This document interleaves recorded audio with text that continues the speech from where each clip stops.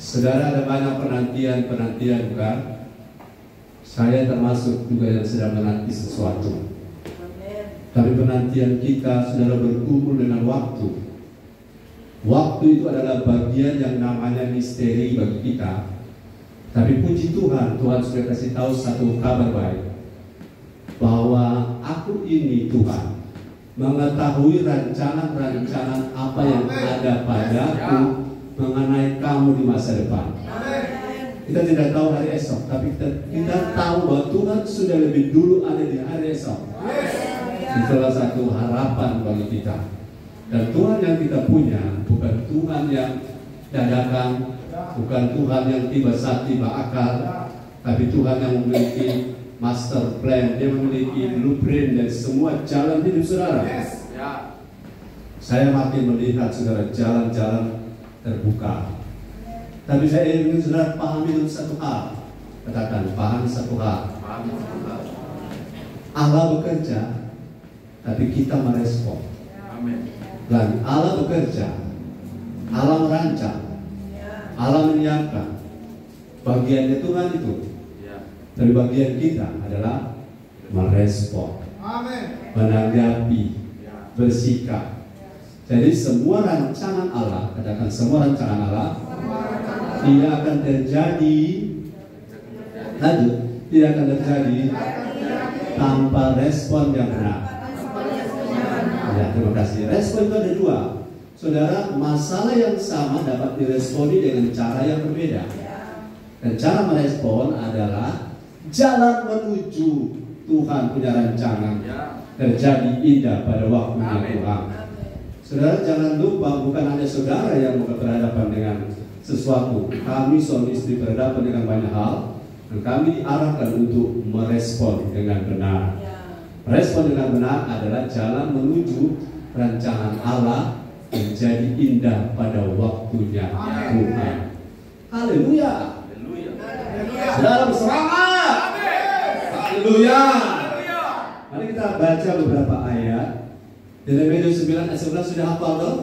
Ya. Sudah, coba kita mulai. Sebab aku ini mengetahui rancangan-rancangan apa yang ada padaku. Ayat sini.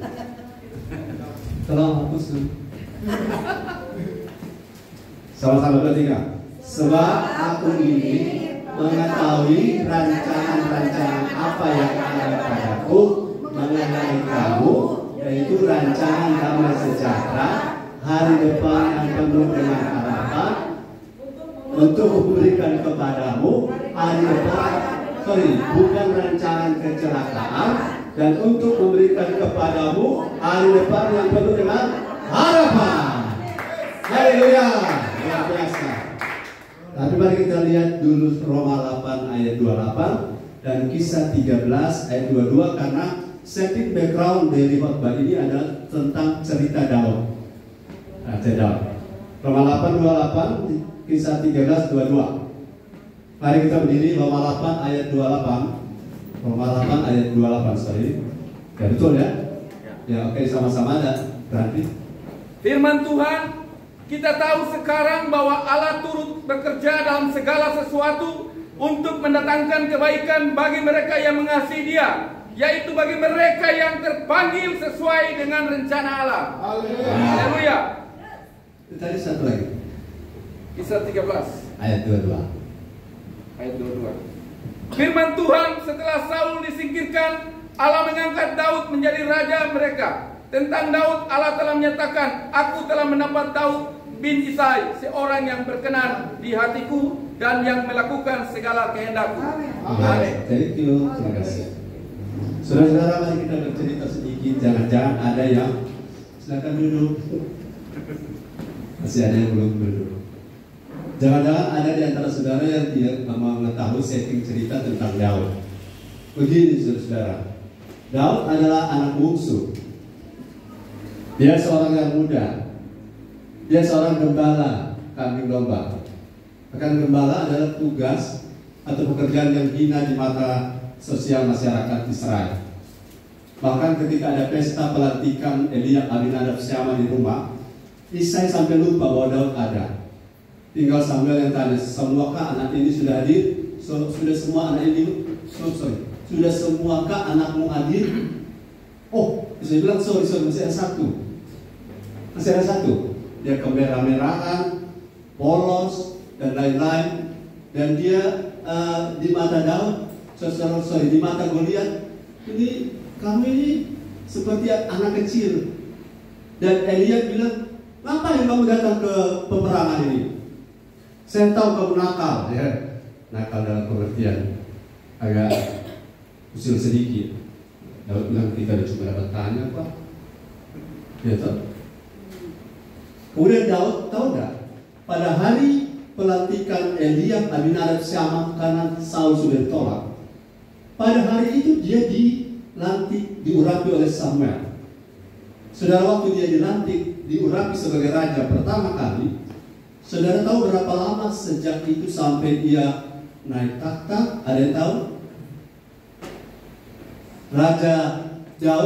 Daud menjadi raja dari sejak dia diurapi dalam 1 Samuel 17 sampai dia naik takhta penuh.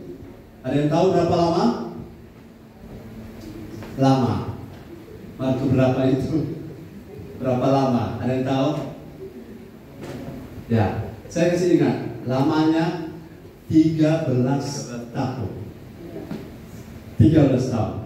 Haleluya. Angka 13 kan? Angka apa? Kata orang angka soe. Sudah tahu sejak Yusuf mimpi dia menjadi Perdana Menteri, dia umur 17. Waktu dia naik takhta umur 30. Berapa jauh, berapa lama itu? 17, kemudian 30 dia dilantik. 13. Penantian 13 tahun. Itu penantian yang tidak mudah. Saya jadi gembala di sebelumnya, saya hitung 13 tahun.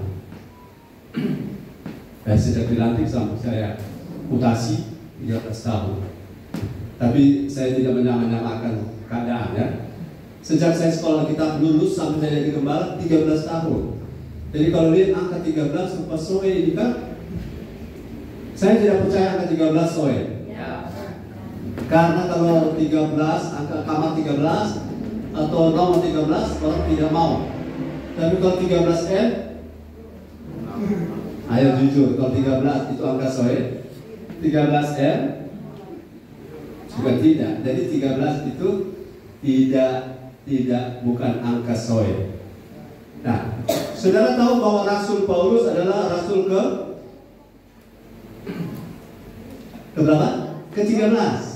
Kan 12 rasul, satu flokel diganti dengan Matias, tapi diganti yang sebenarnya adalah Paulus, rasul ke-13. Berapa banyak Paulus menulis surat? Ke-13. Halo, jangan percaya 13 angka soe. Karena waktu Tuhan itu kadang-kadang ke angka yang orang bilang tidak mungkin. Yang orang bilang, ini 13 ini pasti soe itu orang. No. Karena karena kasih setia Tuhan tidak tergantung angka. Haleluya.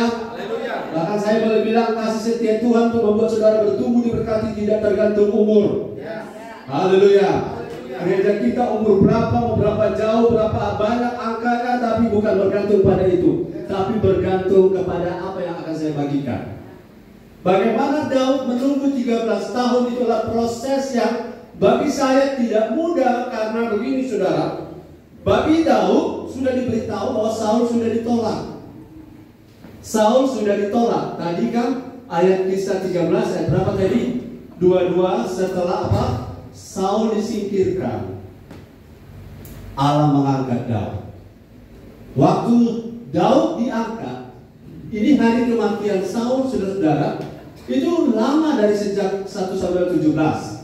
Ya, kemudian Daud diangkat menjadi raja, dan tentang Daud Allah telah menyatakan, aku telah mendapat Daud bin Isai, seorang yang berkenan di hatiku dan yang melakukan segala kehendakku. Saudara mau segala sesuatu indah pada waktunya Tuhan? Ada dua bagian. Yang pertama, bagian Tuhan. bagian Tuhan, merancang, membangun, menyediakan, mensuplai, memberikan apa yang dipersiapkan di masa depan. Tapi jangan lupa, rancangan Tuhan itu harus bekerja sama. Allah turut bekerja. Saya tanya, mohon bantuan. Kalau Allah turut bekerja, apakah Allah sedang mengerjakan sesuatu sendiri? Lagi, Allah turut bekerja. Kalau saya menjadi mitra kerja dari Bro Andri, saya jadi mitra. Yang inti itu siapa? Siapa? Andri, yang karena saya cuma mitra di Nusa Tenggara. Saya hanya mitra, betul? Yang inti adalah, coba lihat bahasa Inggrisnya kalau ada di Roma 8 ayat 28, kita tolong. Allah itu punya porsi sendiri, tapi jangan lupa segala sesuatu indah pada waktunya. Tuhan ada porsi kita. Katakan ada porsi kita. Ada bagian kita. Ini ada terjemahan lain, saudara-saudara. Terjemahan dari NIV. Terjemahan ini tidak menulisnya. Ada saya baca di King James Version ya.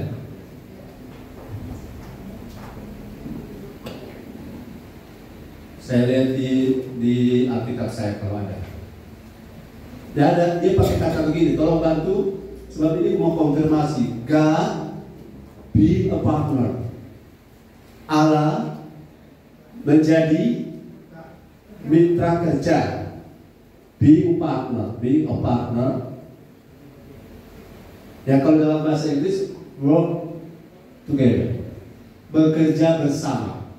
Terjemahan New International Version mengatakan Allah menjadi mitra. Allah menjadi mitra. Jadi saudara sudah sepakat bahwa kalau Allah bermitra dengan kita, yang harus inti di situ adalah, halo, maksudnya ketika rancangan itu Tuhan rancang di pihak Allah sudah selesai, bukan? Ya, sekarang tergantung pada Allah atau pada kita. Oke, saudara sependapat. Bergantung pada Allah atau pada kita? Kalau pada Allah, maka semua orang sama berhasil, betul? Lagi, kalau rancangan cuma bergantung pada Allah, maka semua orang sama-sama sukses. Semua orang sama-sama baik. Tapi karena rancangan itu penyediaannya disediakan oleh Allah di sorga, tetapi penyambutan, penerapan, pengalamannya direspon oleh kita. Setuju dengan saya bilang amin? Itu sebabnya saya tidak bisa dalam tanda petik iri kepada Bro Hendra. Kalau dia Tuhan angkat, Tuhan berkati, Tuhan promosi. Kalau Bro Hendra punya respon kepada Tuhan lebih tinggi dari respon saya. Setuju dengan saya, katakan amin? Saudara, orang merespon baik itu bisa diintervensi oleh gosip. Orang merespon baik bisa diintervensi oleh berita-berita buruk. Makanya jangan kumpul dengan orang-orang yang suka share tapi hasil akhirnya melemahkan. Jangan kumpul dengan pencemooh. Tahu pencemooh? Tidak mau melakukan tapi menghina yang kita lakukan. Itu pencemooh namanya. Smoker namanya. Smoker yang suka smoking dan cuma banyak keluar asapnya.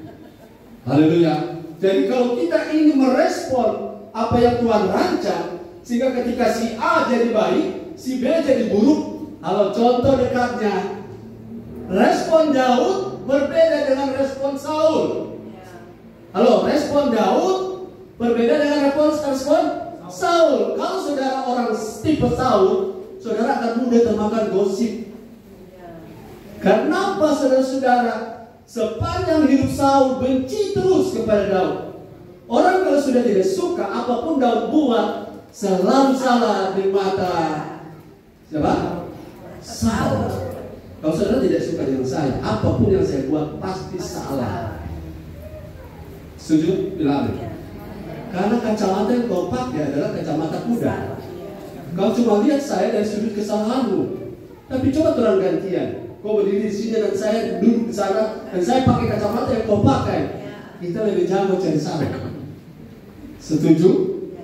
Itu sebabnya cara merespon Saul dengan cara merespon Daud membuat mereka berbeda di ujung sana. Ujung jalan daripada Daud, ujung jalan daripada Saul.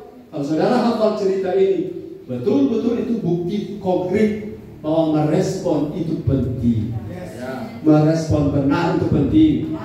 Ya. Tapi kita dengar begini, kita dengar, ya, saudara tidak bisa melarang burung terbang di atas kepalamu, tapi engkau bisa melarang jangan dia bersarang di otakmu.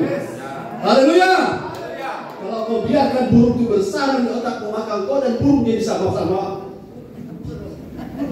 Karena kabar burung itu melemahkan. Kau tidak lihat langsung, kau dengar, kau percaya. Betapa saudara teganya. Kau tidak alami langsung, kau percaya. Itu sebabnya Daud berbeda dengan Saul. Mari saya tunjukkan. Kita tahu sekarang bahwa Allah God be a partner, work together dengan orang-orang yang mengasihi Tuhan, dan orang-orang yang mengasihi Tuhan dan orang-orang yang terpanggil sesuai dengan rencana Allah. Saya tangkap begini, orang yang terpanggil dengan sesuai dengan rencana Allah, mereka mau terus berubah jadi lebih baik. Amin. Itu ciri-ciri. Oh, kita ini terpanggil sesuai dengan rencana Allah. Mereka lihat dari mana? Dapat lihat hidup kita mau lebih baik. Karena saya ingin beritahu satu hal. The spirit of Saul, kalau baca mana ya kan? Saul baca bagaimana bahasa Inggrisnya? Saul. Baca Saul. Bless the Lord, oh my soul. Saul, spirit dari Saul, roh dari Saul adalah ke atas tidak loyal, ke bawah membunuh karakter. Lihat baik-baik. Tangkap ini roh. Ke atas tidak loyal, ke atas tidak tunduk. Dia tidak tunduk pada Samuel. Betul? Sampai Samuel bilang, yang Tuhan perintah basmi total itu Amalek. Tapi Saul bilang, ini rakyat kasih ada pilih. Ini rakyat dan pilih untuk apa? Untuk kemuliaan Tuhan juga. Apa artinya kemuliaan Tuhan tanpa menundukkan diri? Apa artinya untuk kemuliaan Tuhan tanpa saudara submit to the will of God? Submit itu penting. Apa artinya? Sampai itu ayat kan muncul di situ. Bukan? Apakah Tuhan lagi berkenan pada ketaatan atau korban? Karena konteks Saul atas nama korban menabrak agenda Tuhan. Ada membeli tarik mal. Ada ayat kan bilang gitu toh. Lebih baik korban daripada lebih baik taat daripada korban. Ayat. Daripada saudara-saudara begini, memberi lebih baik taat daripada memberi gitu. Kalau lebih parahnya memberi jangan taat, lebih kacau sudah. Saudara tangkap ini spirit daripada Saul begini. Apapun yang Daud buat, apapun, katakan apapun. Daud datang, dia marah. Daud pergi, dia marah. Daud kalah, dia marah. Dia mengatakan nggak buat, nggak beres. Daud menang, dia juga marah. Haleluya. Jadi spirit ini spirit dari Saul, hati-hati jangan hinggap pada kita para pemimpin. Penilik cengeng jangan hinggap di roh Saul ini. Kalau lihat ke atas, susah sekali Saul tunduk kepada Samuel. Ke bawah, dia tidak siap menerima ada Daud yang hebat. Karena saudara faktor sikap ini penting. Awalnya Tuhan rancangkan bahwa Saul tidak akan putus generasinya. Tapi Tuhan beralih. Kenapa Tuhan beralih? Apakah Tuhan salah? Tuhan kita maha tahu. Saudara bisa manis di depan, di belakang pahit, Tuhan tahu. Siapa saja, termasuk saya. Maka saya suka open saja. Kalau lain, dislike. Dan apa yang lebih daripada itu, berasal dari sejarah, dari setan, dengan bahasa canggih munak. Jangan munak. Dibuka. Oh ayo, arigato. Di belakang ada tatoki. Roh itu sudah berhenti beroperasi. Karena yang ada di mana kita ada sekarang adalah Roh Kristus.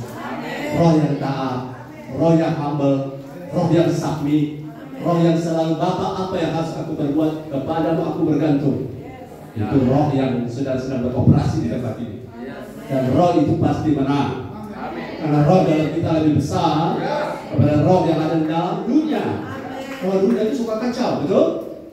Kalau saudara suka kacau, ada bikin baik-baik, suka kacau balau. Karena orang dunia tidak ada bahan lain selain cari masalah, trouble maker.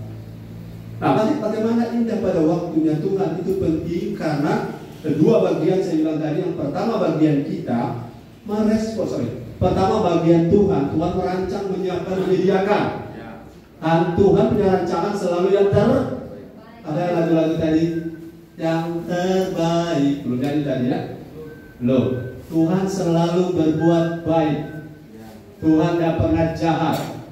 Bahkan pada orang jahat pun Dia memberi matahari, Dia memberi hujan, Dia memberi orang jahat tanam jagung untuk tumbuh. Betul? Artinya hukumnya Dia tidak pilih-pilih. Tapi general grace itu beda dengan special grace. Special grace hanya terjadi kepada orang-orang yang merespon benar. Tangkap ini, bilang amin. Oke, jadi saudara sudah tangkap bahwa Allah turut bekerja menyediakan kebaikan, fasilitas, dan dalam konteks Daud, Allah turut bekerja menyiapkan promosi. Saudara mau dipromosi? Promosi indah pada waktu Tuhan. Daud tunggu 13 tahun tidak gampang. Kalau saudara tahun ke-12 dilantik, tunggu 1 tahun, tahun ke-13 masih gampang, cuma tunggu 1 tahun. Tapi Daud tahun pertama dilantik, tunggu 13 tahun. DP rasa, saudara-saudara.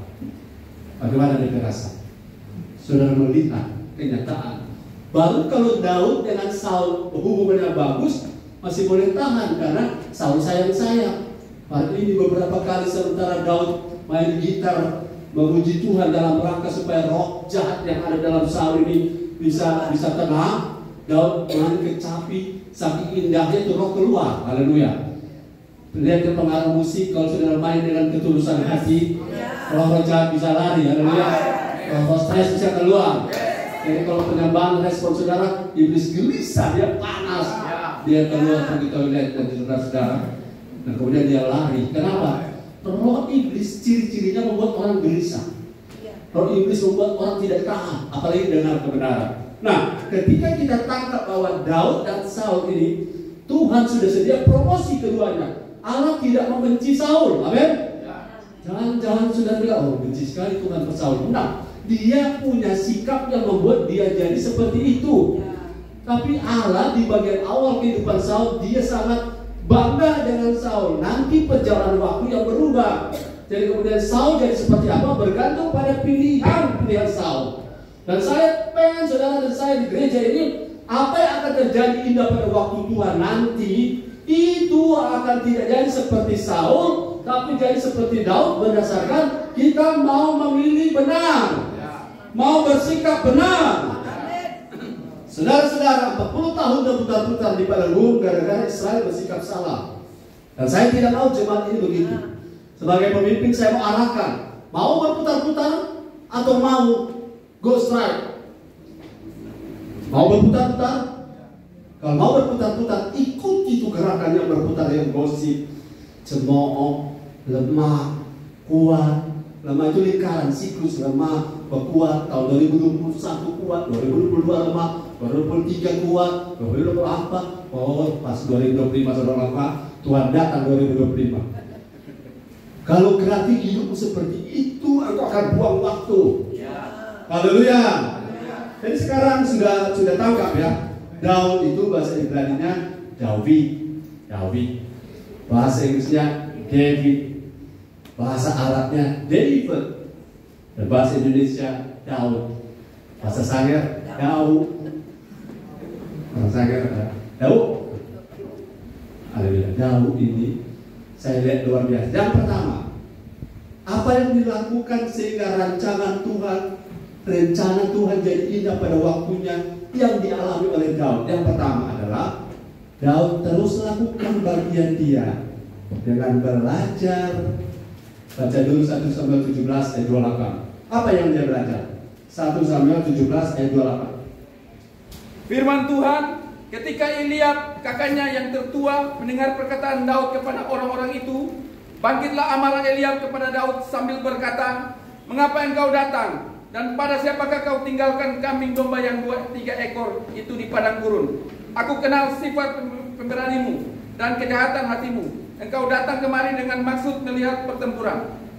Saudara tangkap nih, Elia kakak tertua yang tidak jadi dilantik waktu itu, karena Tuhan bilang jangan pandang parasnya, jangan pandang eloknya, karena ternyata ini isi hatinya Elia. Saudara jangan pandang orang ganteng. Puji Tuhan, saya wajah pas-pasan, badan pas-pasan, haleluya, warna kulit juga tidak putih-putih amat tapi tidak gelap-gelap juga, pas-pasan. Eliab itu setara dengan Saul, tinggi badannya, tegap, prajurit. Ini isi hati dari kakaknya Eliab. Mengapa kau datang, Daud? Dan pada siapakah kau tinggalkan kambing domba yang berapa? 2-3 ekor. Ini beberapa fakta saya tangkap di sini. Yang pertama, itu Eliab pandangan yang sekali pada Daud. Betul? 2, saya lihat pekerjaan Daud ini. Masa saudara-saudara kalau dia bisa bicara 2-3 ekor, berarti Eliab tahu yang Daud jaga tidak banyak. Ya. Betul? Haleluya. Ya. Saudara di sel group, apa yang Tuhan percayakan padamu mungkin bagi orang yang ibadah raya dan ribuan kau kecil. Tapi saya tangkap poin pertama, agar supaya bagian Tuhan itu terlaksana pada waktunya, kita lakukan bagian kita dengan apa? Belajar setia dari perkara-perkara kecil. Seperti Daud. Apa yang kecil? Kambing domba, saudara, 3 ekor. Sudahlah, kita kasih genap 2-3 ekor, berarti 5. Ya, 2-3 ekor. Sel grup itu kecil. Berapa orang saja? Bertahun-tahun Daud jaga kan, sampai dia jadi raja, dia tetap jadi gembala dong. Itu 13 itu dia gembala. Nah, kalau dia jaga 2-3 ekor, kenapa 2-3 ekor? Baru jadi 7 soalnya akan ampak. Sudah bisa beli 2-3 ekor. Saudara, saya bilang begini, kalau saudara bertahun-tahun baku ada dengan domba dan kambing, lama-lama sampai modern rumah domba. Betul? Kalau saudara bertahun-tahun jaga bokeh, kalau bicara dia juga lupa dia. Tapi saya tangkap di sini, tidak ada yang namanya indah pada waktunya Tuhan. Indah rencanamu Tuhan. Bagaimana indah? Sedangkan tugas-tugas kecil yang Tuhan percayakan padaku, tinggalkan. Jangan tersinggung saudara, ini firman murni, karena seminggu saya berdoa, berapa banyak yang berseliweran di pikiran ini. Tuhan memberi saya firman terakhir tentang Daud, dan saya sendiri belajar tentang Daud. Hal kecil yang saya kerjakan, ada banyak yang kecil. Ibu Gembala tahu persis, kecil sekali. Bagi saya kecil, bagi saudara kecil. Tapi ternyata supaya indah pada waktunya Tuhan, apa yang kecil-kecil itu terkumpul. Saudara tahu apa yang saya lakukan selama ini? Saudara bilang, kok bisa? Itu dari kecil-kecil saya lakukan. Kecil-kecil dulu, maaf katakan dulu. Saya pernah ikut lomba puisi. Masih umur 13. Waktu saya ikut lomba puisi, pesaing pertama nomor 1 tampil. Hebat, luar biasa. Saya punya puisi, saya tulis sendiri. Judulnya Manusia. Saya rasa luar biasa hebat. Saudara, pada saat giliran saya, panitia memanggil peserta berikutnya, Max Sony.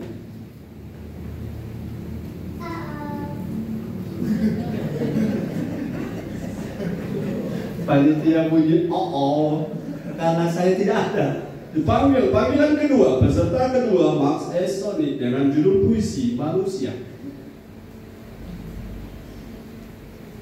Saya tidak ada. Sudah tahu saya kemana? Kita sekolahnya. Kenapa? Kita gugup.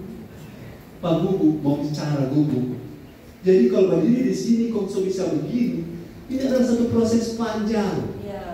Haleluya. Tidak, ini bukan proses instan. Saya tidak di sini karena saya bisa dari kecil, tapi saya satu orang panggugu, cepat sekali tutup fore, bahkan sampai hari ini. Haleluya. Tapi kalau kita belajar setia dari perkara kecil, jadi saudara jangan anggap kalau saya berdiri ini kebanggaan. Saya berdiri dikasih karunia.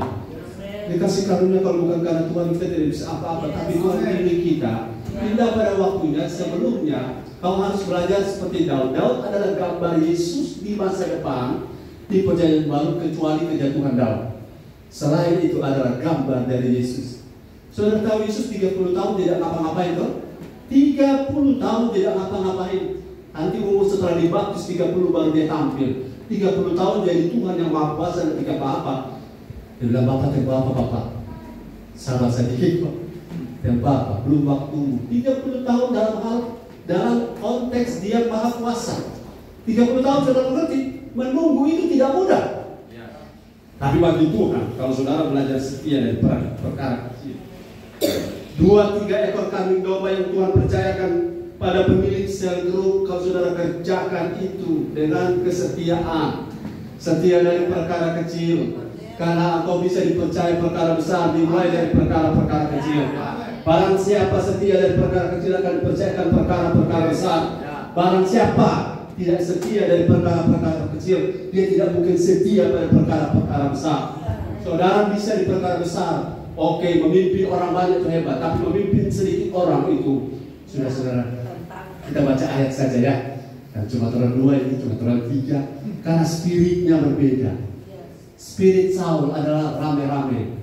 Spirit Daud menyembah di bawah pohon di padang gurun bersama kecapi dan 2-3 ekor kambing domba. Ini karakter yang Tuhan cari di antara kita. Kalau saudara bermimpi indah pada waktunya Tuhan, waktu Tuhan pasti yang terbaik. Bagaimana dia terbaik? Lakukan bagian kita. Katakan lakukan bagian kita. Bilang dirikan lakukan bagian kita. Setia dari perkara kecil itu adalah alat ukur pertama untuk Tuhan melihat engkau layak dipromosi. Haleluya. No process, no promotion. Karena no proses untuk promotion, orang akan banyak protes. Haleluya. Kalau saudara mau promosi, hiduplah dalam proses. Salah satu proses setia dalam hal-hal kecil. Sekali lagi bilang kita setia dalam hal-hal kecil. Haleluya. Yang kedua, mari kita lihat yang kedua. Bagian Daud yang dia lakukan, saya mau tekankan, ingat ya, kita setia pada hal-hal kecil, bukan berharap Tuhan. Kita so setia ya di perkara-perkara kecil.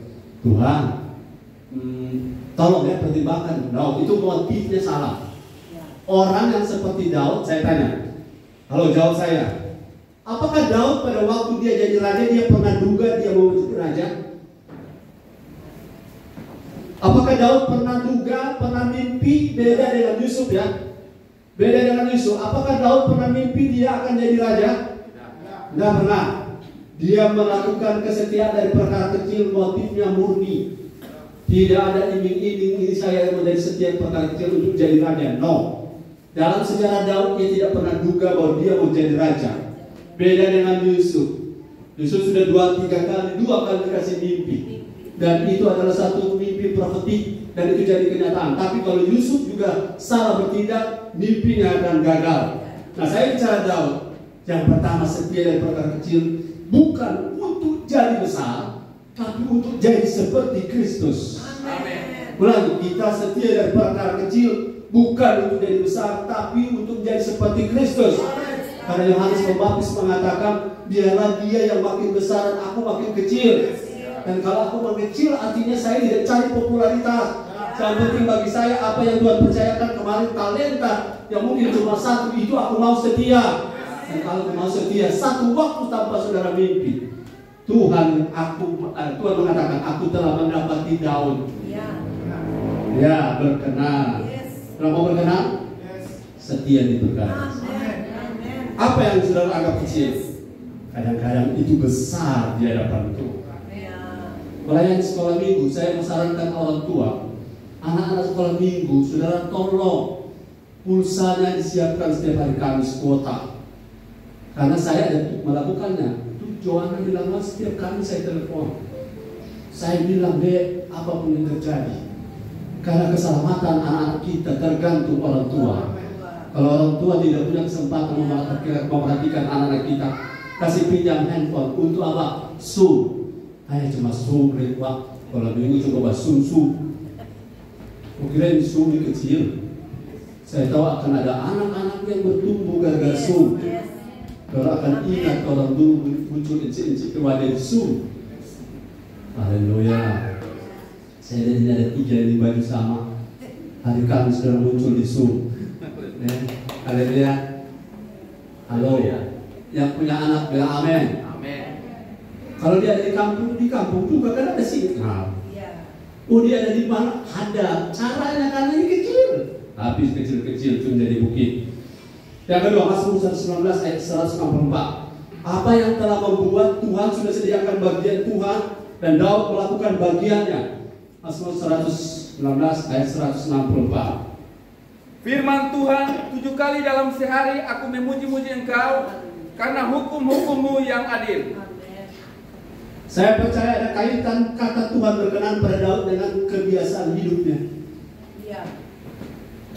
7 kali dalam sehari aku memuji nama Tuhan. Ini 7 bukan jumlah secara matematis saja, tapi ini soal gaya hidup. Gaya hidup. Jadi saudara-saudara begini, kalau saudara biasa memuji menyembah Tuhan di rumah, di jalan, ke gereja pasti gampang. Haleluya. Pasti gampang. Tapi kalau di rumah, di mana-mana biasanya maaf dan sedih maaf. Karena ini tidak ada. Tapi kalau ada harus berubah. Kalau biasa mau pakai kesian, yang masih mau pakai bilang amin. Kalau saudara biasa memakai di luar, susah sekali memuji Tuhan di sini. Karena mulutmu itu adalah senjata iblis. Dan aku sulit sekali menyembah Tuhan.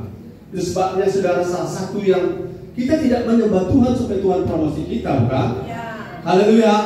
Karena memang kita terpanggil Tuhan menciptakan kita untuk menyenangkan Dia. Haleluya. Dan kita tidak menyembah Tuhan supaya diberkati. Itu salah. Salah kenapa? Motifnya tidak tepat.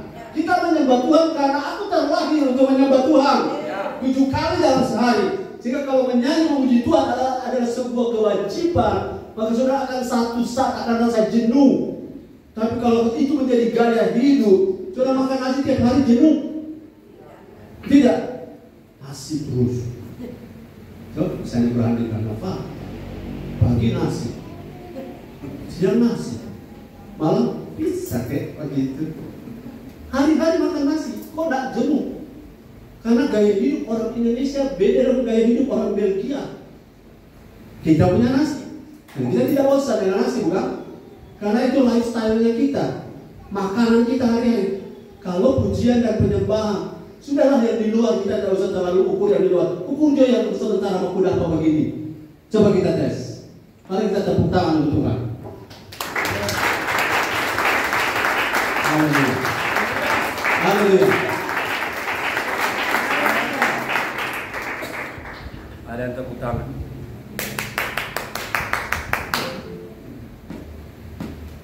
Ada tapi obat di bangketa. Tepuk tangan. Kuat sekali baru aku dapat. Kasih ada kenal Pak Pentu. Dia kok enggak bunyi, dia memang atur. Kalau kita berpapi yang sudah meninggal dia kayak memuji Tuhan mungkin. Lama balik.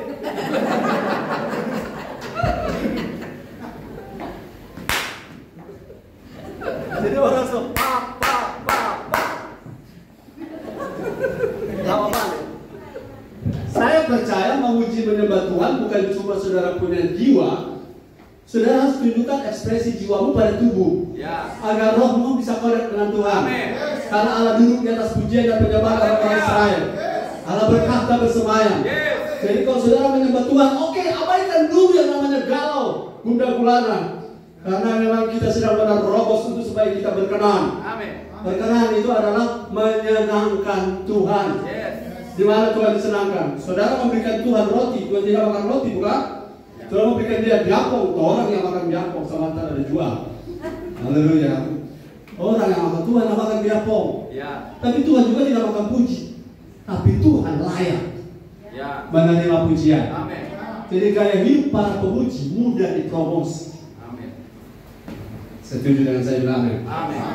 7 hari dalam sekali, 7 hari dalam sekali, kok mau? 7 hari dalam sekali. Terima kasih. 7 kali dalam sehari adalah gambaran tentang frekuensi, tapi bukan soal 7-nya. Kata angka 7, orang percaya itu angka sempurna. Artinya koneksi kita. Di dalam penyembahan sudah pasti ada doa. Ya, ada doa, ada penyembahan, ada baca firman, ada merenungkan firman. Haleluya. Saya bilang jangan pertentangan antara baca dan melakukan firman, karena dua-duanya perlu. Haleluya. Bagaimana saudara lakukan baca-baca? Bagaimana saudara baca-baca tidak lakukan? Dua-dua. Jadi kedua-duanya penting. Haleluya. Jadi jangan dipertentangkan begitu. Haleluya. Jadi gaya hidup seperti Daud membuat Tuhan promosi. Aku cari banyak orang, tapi aku dapati Daud. Di zaman Daud ada banyak orang hebat seperti Daud, bukan? Ya. Tapi cuma satu orang yang pribadinya sampai Mazmur, ada berapa pasal? Mazmur itu saudara 150 pasal. Sebagian besar ditulis oleh Daud, penggubah lagu. Bahkan Mazmur 119 luar biasa. Sebentar poinnya. Tapi saya ingin saudara dapatkan poinnya. Kalau saudara sudah tahu bahwa rancangan Tuhan mengenai hidupmu adalah masa depan yang penuh harapan, jangan lupa itu akan terjadi sebagai kenyataan ketika kita mengambil bagian dan melakukan bagian kita. Yang pertama, setia dari perkara kecil. Yang kedua adalah bangkitkan gaya hidup sehari-hari dalam penyembahan kepada Tuhan. Haleluya. Yang ketiga ini perlu perhatian khusus. 1 Samuel 24 ayat 9 sampai 16. Haleluya. Haleluya. Firman Tuhan, kemudian bangunlah Daud, ia keluar dari dalam gua itu dan berseru kepada Saul dari belakang, katanya, Tuanku Raja. Saul menoleh ke belakang, lalu Daud berlutut dengan mukanya ke tanah dan sujud menyembah. Ayat 10, lalu berkatalah Daud kepada Saul, mengapa engkau mendengarkan perkataan orang-orang yang mengatakan, sesungguhnya Daud mengikhtiarkan celakamu. Ayat yang ke-11, ketahuilah pada hari ini matamu sendiri melihat bahwa Tuhan sekarang menyerahkan engkau ke dalam tanganku dalam gua itu. Ada orang yang telah menyuruh aku membunuh engkau, tapi aku merasa sayang kepadamu karena pikirku aku tidak akan menjamah tuanku itu, sebab dialah orang yang diurapi Tuhan. Ayat 12, lihatlah dahulu ayahku, lihatlah kiranya punca jubahmu dalam tanganku ini, sebab dari kenyataan bahwa aku memotong punca jubahmu dengan tidak membunuh engkau. Dapatlah kau ketahui dan kau lihat bahwa tanganku bersih daripada kejahatan dan pengkhianatan, dan bahwa aku tidak berbuat dosa terhadap engkau, walaupun engkau ini mengejar-ngejar aku untuk mencabut nyawaku. Terus ayat yang ke-13, Tuhan kiranya menjadi hakim di antara aku dan engkau. Tuhan kiranya membalaskan aku kepadamu, tetapi tanganku tidak akan memukul engkau. Ayat 14, seperti peribahasa orang tua-tua mengatakan, dari orang fasik timbul kefasikan. Cuma orang fasik akan menimbulkan kefasikan, tapi orang Daud tidak. Tetapi tanganku tidak akan memukul engkau. 15, terhadap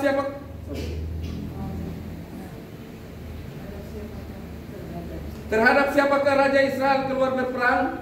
Siapakah yang kau kejar? Anjing mati, seekor kutu saja. Ayat 16, sebab itu Tuhan kiranya menjadi hakim yang memutuskan antara aku dan engkau. Dia kiranya memperhatikannya, memperjuangkan perkaraku dan memberi keadilan kepadaku dengan melepaskan aku dari tanganmu. Terima kasih. Saya tangkap apa di sini? Bagian Tuhan rancang Daud punya masa depan. Dia bersikap setia dari perkara kecil, sudah bagus. Dia bersikap membangun gaya hidup yang menyembah Tuhan setiap hari. Puji Tuhan. Tapi ada satu bagian yang saudara banyak orang terjebak.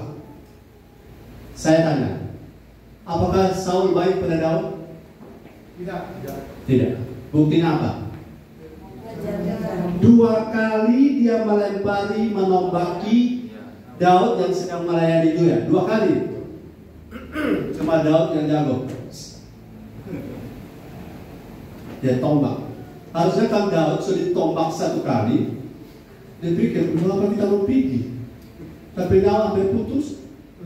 Tapi dia tetap pergi bukan?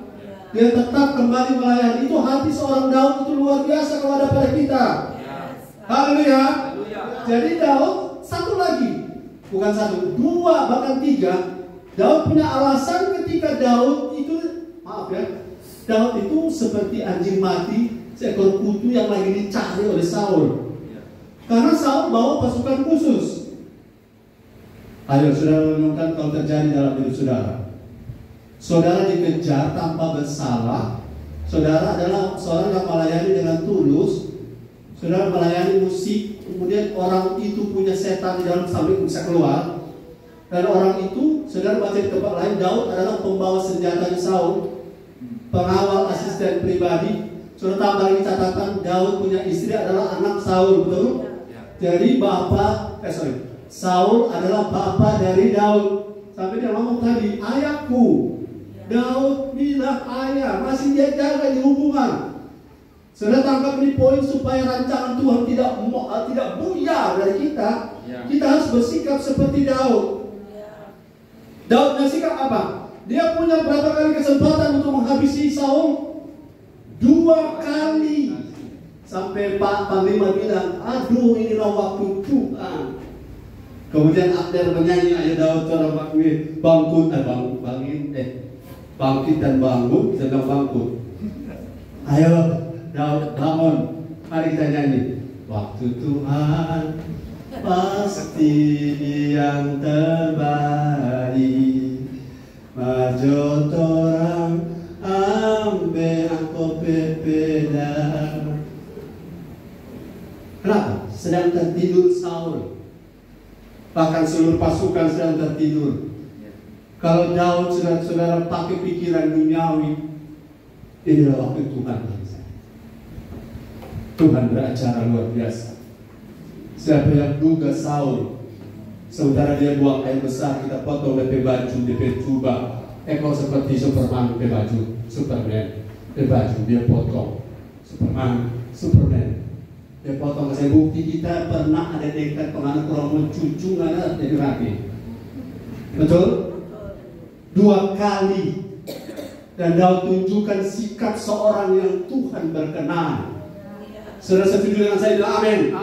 Sikap ini yang telah membuat promosi itu tidak batal. Bahkan Yesus tidak malu mengaku sebagai anak Daud. Bartimeus pernah berseru, Yesus anak Daud. Yesus tidak malu jadi anak Daud dari segi keturunan silsilah. Karena Daud bersifat hingga luar biasa anak Daud. Kalau kita tidak tahu bukan, kita ada stop, dia ada injak, dia tombak. Oh kesempatan kita cuma itu kan panglima daripada teman daripada Daud bilang ini kehendak Tuhan bro. Ini waktu Tuhan, ini kehendak Tuhan. Semua orang juga akan bilang kamu tidak salah, kan kamu dikejar. Teori militer, dia membunuh sebelum dibunuh. Daripada kamu yang dibunuh, lebih baik kamu yang membunuh. Sekarang kesempatanmu, Daud. Daud bilang, apakah akan terluput orang yang menyentuh orang yang diurapi Tuhan? Akankah kamu bisa lolos dari orang yang menyentuh hadirat Tuhan? Apalagi, ini wajar ya. Saya bilang wajar, tapi sebenarnya tidak wajar. Daud itu disolimi. Tahu disolimi oleh Saul, betul? Ini dikejar-kejar. Kemudian sebelumnya dia pernah ditombak. Sudah saya kasih tahu, ini situasi yang tidak mudah dalam hal menyikapinya. Tapi kalau saudara bisa menyikapi benar, kasih bilang di awal tadi, bersikapnya Daud berbeda dengan sikapnya Saul. Dan sikap Daud ini yang telah membuat Tuhan promosi dia. Yang mau dipromosi katakan amin.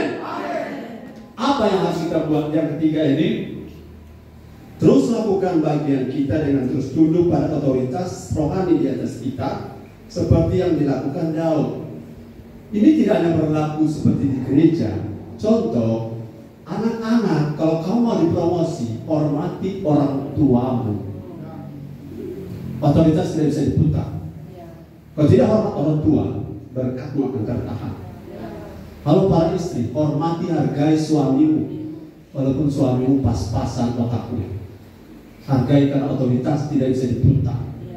Pemimpin rohanimu bisa salah, ya, tapi menghakimi Saul bukan tugas Daud. Sudah baca tadi toh? Menghakimi Saul bukan tugas Daud.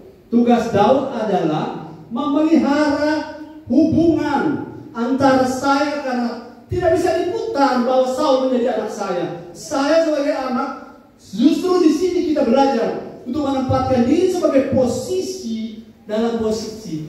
Sudah, saya mau off-cam ini, saya mau bercerita sedikit. Dengan pelan-pelan. Satu waktu saya jadi pengerja di satu gereja. Nah, Ustaz, orang kalau pada dengar di YouTube, musik besar betul. Satu waktu saya ada di gereja, tidak usah tahu di mana. Sudah tahu saya lagi WR dan saya atur para pemain musik. Anda pakai baju ini ya, pakai baju ini. Kalau kita suruh pakai kostum khusus hanya untuk supaya ada tampilan bagus. So, siap semua saudara-saudara. Kemudian ketika sudah mau tampil, dapat info, pemimpin rohani bilang tidak boleh rumah, tidak boleh, batal semuanya, tidak boleh. Atas apa saya bilang? Siap, siap Bos, saya terima. Semua yang saya atur, semuanya batal. Tapi tetap memimpin, tetap WR. Dan saya atur hati saya, karena saya tahu satu waktu saya akan ada di posisi, ada orang-orang di bawah saya. Saya tahu satu waktu dunia ini akan berproses. Nah, itu baru satu. Kedua, semoga tidak terlalu di-copy oleh yang direkam. Saya memimpin vokal grup, kita tidak tahu menyanyi, tapi bawa gitar, bawa pimpin orang boleh. So, bagus vokal grup. Saudara diundang kemana-mana. Kemudian dapat perintah, vokal grupnya branding di gereja itu. Dan saya tetap memberikan hormat. Saya bilang siap. Sampai hari ini di hati saya tidak ada rasa pahit di hati. Karena saya tahu submit itu adalah jalan raya menuju promosi. Jalan raya menuju promosi adalah pendudukan diri.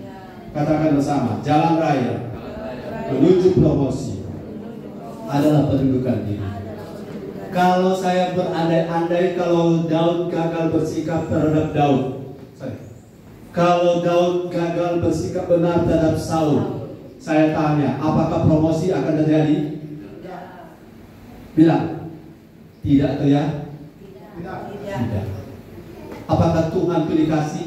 Tidak. Apakah Tuhan berubah? Tidak. Siapa yang berubah? Kita yang berubah sendiri. Menghormati Bapa di rumah, menghormati otoritas di sel group, itu penting. Karena mereka adalah ditempatkan bukan karena kemauan mereka saja, tapi karena kehendak Tuhan atas hidup mereka. Itu berarti dan penting. Anda menohok Saul sama dengan menohok Bapa di sorga. Anda menohok Saul, saudara, sampai hari matinya. Setelah hari matinya Saul, Daud buat apa? Mari kita lihat hari matinya Saul, 2 Samuel 1 ayat 11 sampai 12. Mari kita lihat. Kalau khotbah saya tidak selesai, nanti kita sambung lagi. Saya ingin saudara promosi dari Tuhan terjadi dan indah pada waktunya Tuhan. Haleluya. Firman Tuhan. Lalu Daud memegang pakaiannya dan mengoyakkannya. Coba baca ayat 1 dulu. Ini kejadian apa di ayat 11 ini backgroundnya? Ayat 1. Ayat 1. Setelah Saul mati, ya, dan ketika Daud kembali sesudah memukul kala orang Amalek dan tinggal 2 hari di Siklag. Hari di mana Saul mati di ayat 11 punya background ya. Apa yang Daud buat? Baca lagi. 11. Lalu Daud memegang pakaiannya dan mengoyakkannya, dan semua orang yang bersama-sama dengan dia berbuat demikian juga. Stop, saya tanya, apa yang mereka perbuat ini alasannya apa? Ya, alasannya apa? Berduka karena siapa? Karena Saul yang meninggal. Ayat 12.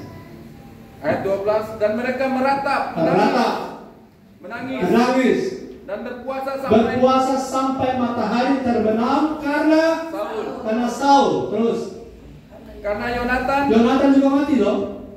Yonatan tidak berbuat jahat.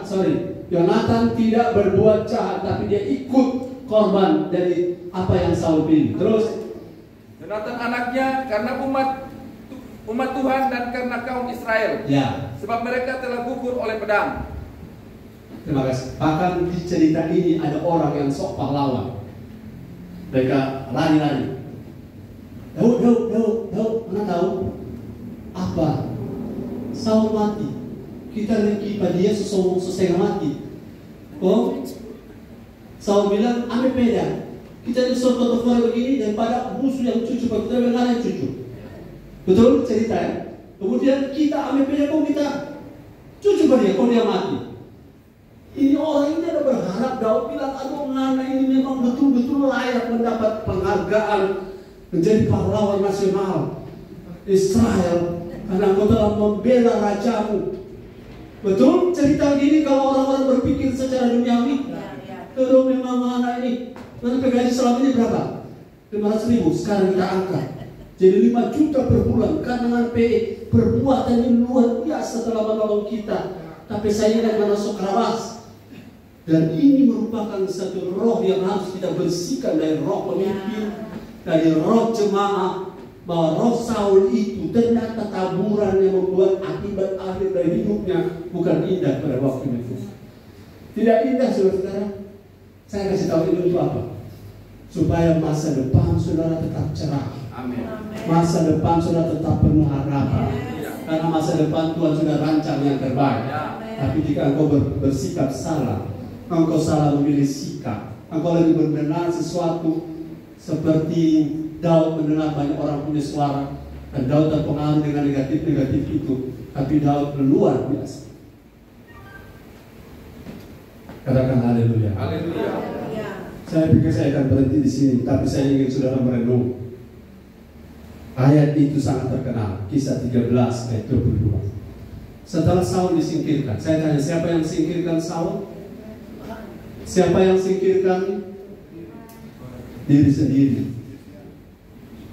Karena Tuhan tidak pernah rancangan jahat. Lagi, Tuhan tidak punya rancangan jahat mengenai saya. Tuhan tidak pernah rancangan jahat mengenai saudara. Dan itu sebabnya sebagai orang tua rohani saya punya doa. Tidak ada di antara kita yang akan bersikap tidak tepat. Karena apa? Karena Tuhan selalu bergantung pada sikap dan pilihan kita yang tepat. Semakin tepat pilihan kita, semakin akurat jalan-jalan hidup saudara. Dan ini kalau saudara taat dengan roh saudara, hari ini saudara akan melihat masa depanmu penuh harapan. Saudara akan melihat rancangan Tuhan bukan mimpi. Rancangan Tuhan adalah kenyataan. Saya sudah lama, saya kasih buka rahasia. Rahasia apa? Saya sudah lama tidak suka berteman dengan orang yang suka gosip. Setiap kali orang ngomong tentang orang lain, walaupun itu fakta, saya langsung blok orang. Saya tidak punya waktu dengan kamu. Sedang orang hari-hari merenungkan firman siang dan malam masih error, apalagi siang malam merenungkan orang error. Ulangi. Sedang siang malam orang ini merenungkan firman siang dan malam. Saudara-saudara, saya ada kirim rekaman khotbah saudara. Karena saya ingat kebutuhan jemaat ini adalah firman. Kebutuhan jemaat ini adalah doa, Roh Kudus yang kau berkati doa. Dan saudara punya orang tua rohani berbeban untuk saudara. Responi dengan sikap yang benar. Karena saya tidak ingin cari sesuatu. Salah ini cara-cara. Saya sedang tidak tahu bilang apa. Saya sedang cari perkenanan Tuhan untuk saudara dan saya. Dan kalau saya kirim itu motif saya supaya kita sama satu frekuensi. Bahwa fokus kita adalah menjadi seperti Yesus. Fokus kita bukan sesuatu yang wah, yang hebat. Oke, kita bisa tidak punya acara, tapi yang penting kita jadi seperti Kristus. Haleluya. Yang paling penting adalah bagaimana kita press on sama cerita. Tapi saya tangkap satu hal, saudara-saudara. Saya berhenti dengan orang-orang yang cuma suka. Saudara, tidak ada pemimpin yang di sinode yang sempurna. Orang selalu masuk di FB, begitu. Saya selalu merenung, coba nggak jadi pemimpin. Kalau nggak ada bangka bengkok orang bikin begitu. Karena anak penonton sampai nggak jago bicara. Tapi coba ngana jadi pelaku. Paling ngana bangka bengko-bongko. So bangka bengko-bongko oleh orang injak. Kenapa? Jadi pemimpin adalah panggilan. Panggilan yang akan menolong banyak orang, yang akan memulihkan banyak hati, yang akan membawa orang anak-anak terhilang kembali kepada Bapa. Pemimpin itu harganya mahal sekali, tapi ini mulia di hadapan Tuhan. Daud bersikap seperti itu sampai bangsa Israel itu, saudara, bangsa Israel aman selama Daud memimpin, bukan? Selama Daud memimpin, bangsa Israel diberkati, bukan? Selama Daud jadi raja, tidak ada raja manapun yang berani melawan mereka. Tidak ada kerajaan di luar Israel yang macam-macam dengan kerajaan Israel selama Daud memimpin. Karena apa yang Daud tabur itu yang dia tuai. Karena dia memiliki panglima yang loyalnya luar biasa. Kenapa? Dia sendiri juga loyal. Saya tidak bisa berharap saya mendapatkan orang-orang yang loyal kalau saya sendiri tidak loyal kepada orang di atas saya. Saya percaya prinsip. Katakan amin. Amin. Haleluya. Haleluya. Masih boleh tambah? Tambah. Katanya coba Pak Loro. Tambah. Oh, haleluya. Luar biasa. Saudara, yang ada ngomong ini orang tua ya? Bukan anak kemarin, orang tua. Karena baru kali ini Pak Loro bilang tambah. Haleluya. Haleluya. Mari, Mazmur 119 ayat 11 yang keempat ini. Saya tidak lama.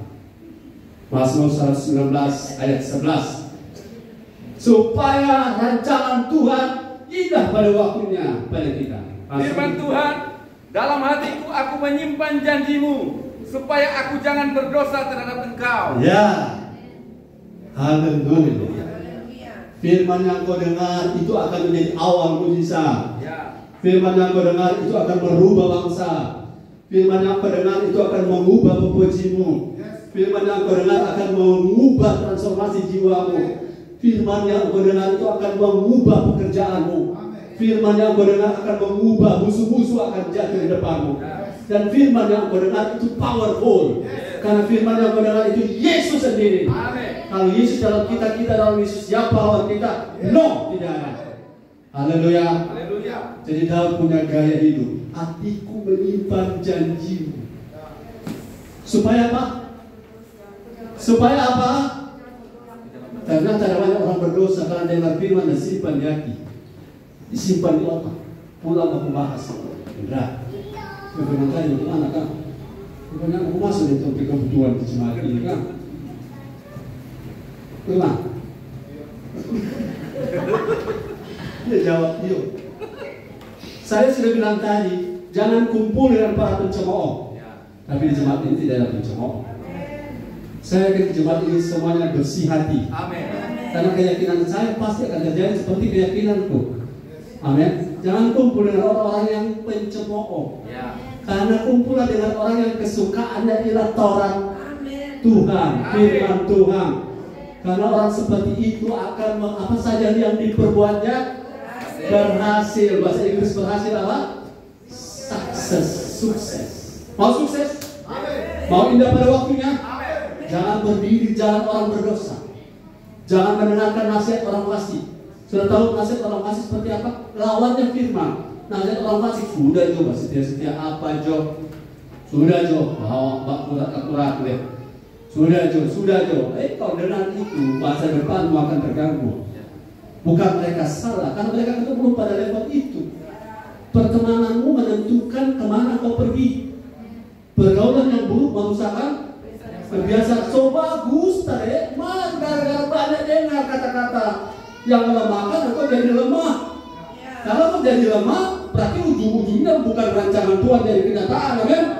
Karena kalau kau menabur dan kau jadi lemah, kau tidak bisa menuai. Katakan amin. Gimana dah kembali? Kalau ada teman di luar sana telepon tiap hari melemahkan, blok dia tengok. Rani.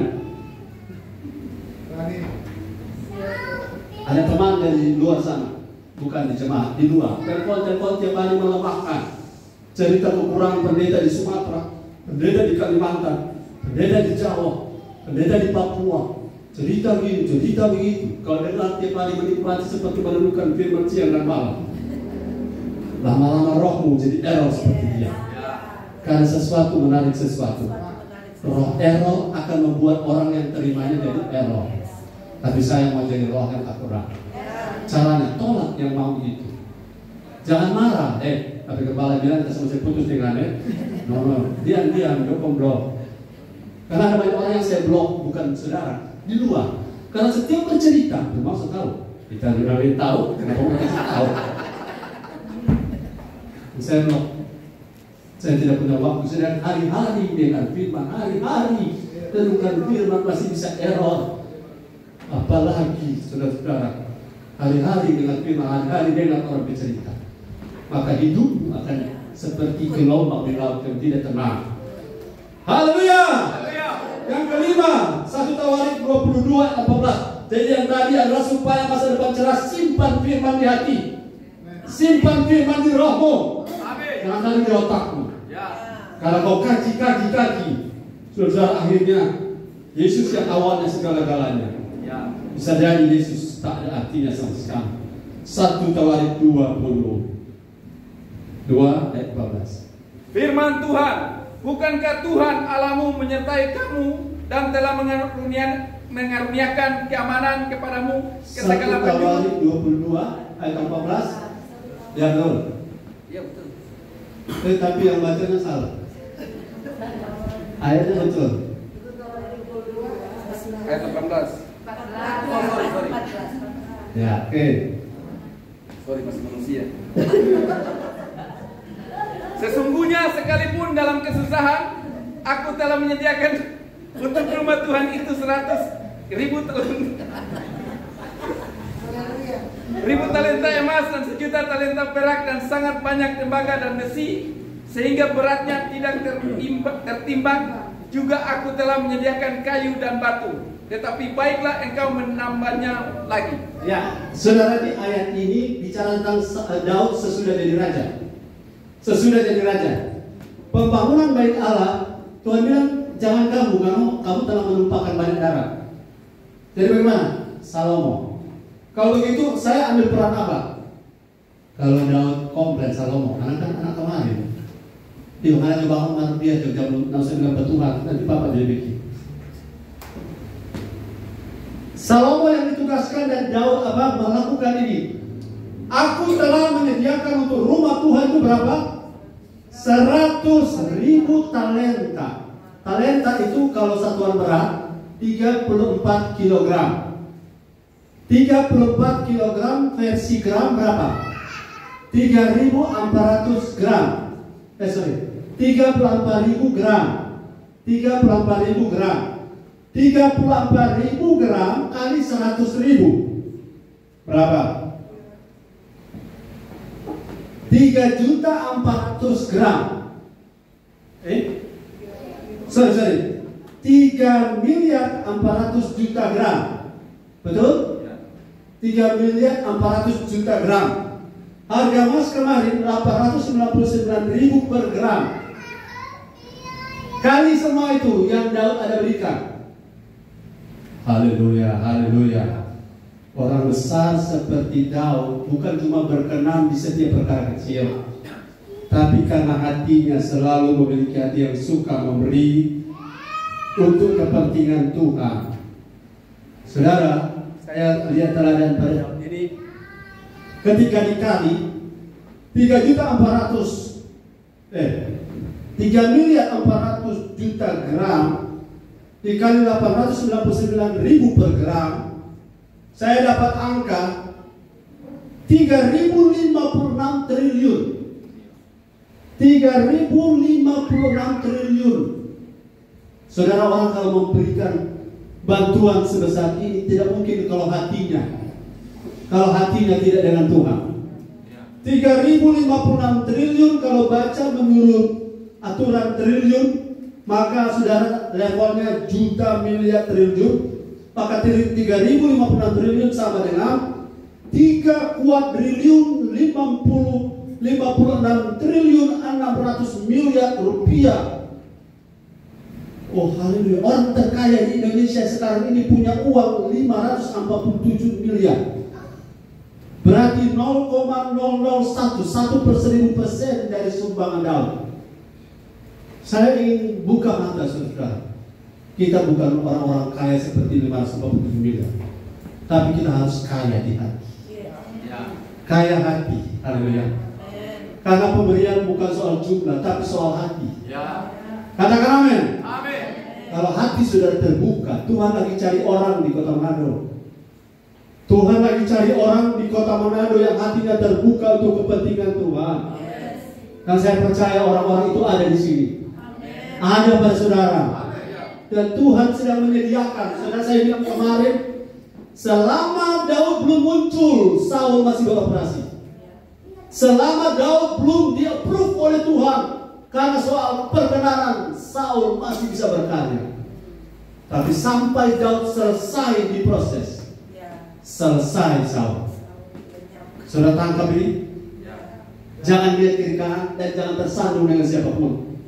Kalau dalam pelayanan, jangan belajar menghakimi orang. Hidupnya, hidup kita.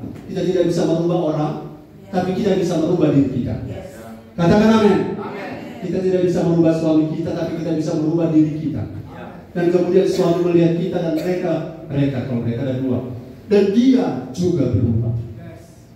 Haleluya. Yes.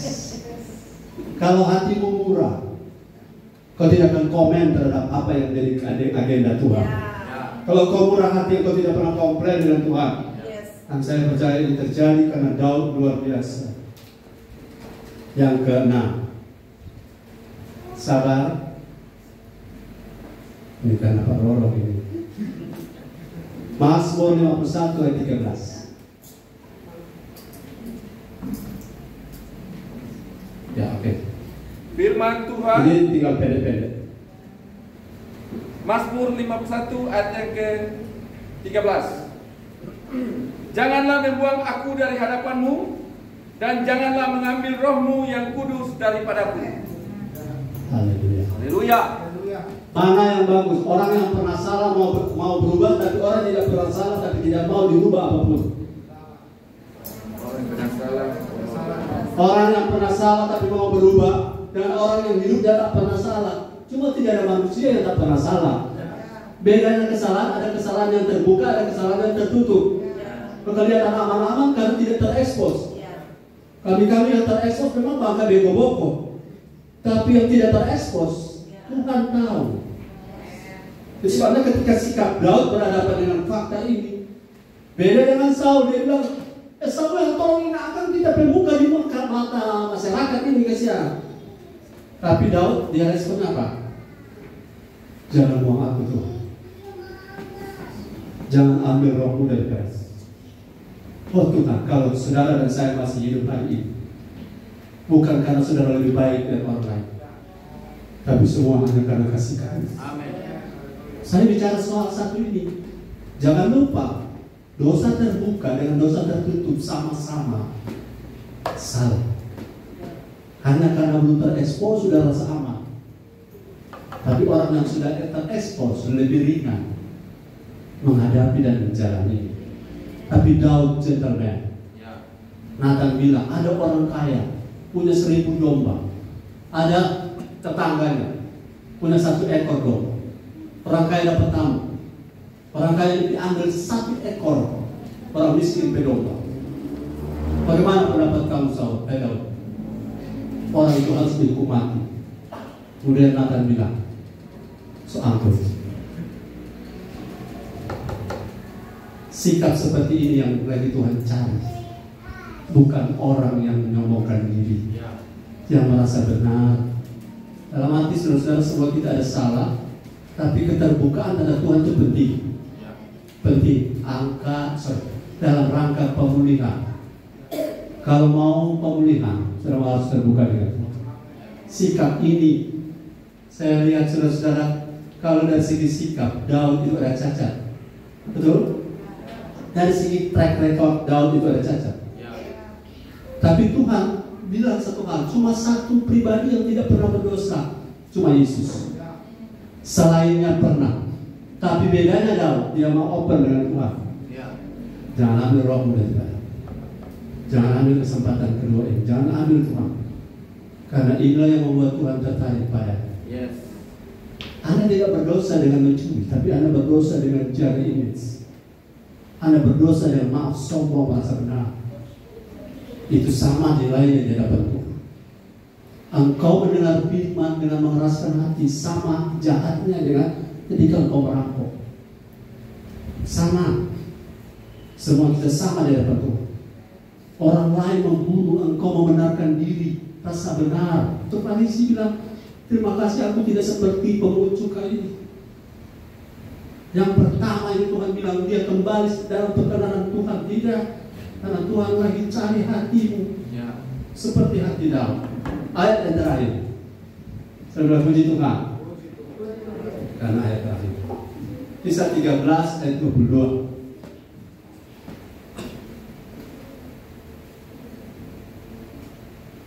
Firman Tuhan, setelah Saul disingkirkan, Allah mengangkat Daud menjadi raja mereka. Tentang Daud, Allah telah menyatakan, aku telah mendapat Daud bin Isai, seorang yang berkenan di hatiku dan yang melakukan segala kehendakku. Apa yang dikerjakan oleh Daud bagian 7, dia terus kejar bangun hidupnya. Amin. Bangun hidup yang berkenan. Jangan bangun orang lain, saudara. Bangun hidupmu. Kejar perkenanan jauh lebih penting. Saul kejar apa kata orang. Saul kejar dukungan dari bawah. Saya mencari dukungan dari atas. Saudara mencari perkenanan dari atas. Itu yang lebih aman daripada segala sesuatu. Dan akhirnya pekerjaanmu akan indah pada waktunya Tuhan. Rumah tangga punya pergumulan akan indah pada waktunya Tuhan. Kesehatanmu yang sedang kau gumuli akan indah pada waktunya Tuhan. Daud tunggu 13 tahun tidak pendek. Tapi pada waktu Tuhan beracara, Tuhan yang ngomong, aku dapati seorang yang berkenan. Itulah Daud. Dan hari ini saudara dan saya, Tuhan dapati. Saya percaya, saya beriman. Tidak ada jemaat dari GBI Beres Mulai Penari yang gagal. Tidak ada jemaat yang akan mengalami kecelakaan. Tidak ada yang akan dikalahkan oleh roh-roh jahat apapun. Tidak akan ada jemaat ini yang akan terkontaminasi dengan roh-roh dunia. Itu iman saya sebagai orang tua rohani. Dalam nama Yesus aku ikat setiap roh-roh dunia yang coba mengganggu kami. Karena satu pun dari jemaat ini tidak ada yang akan gagal.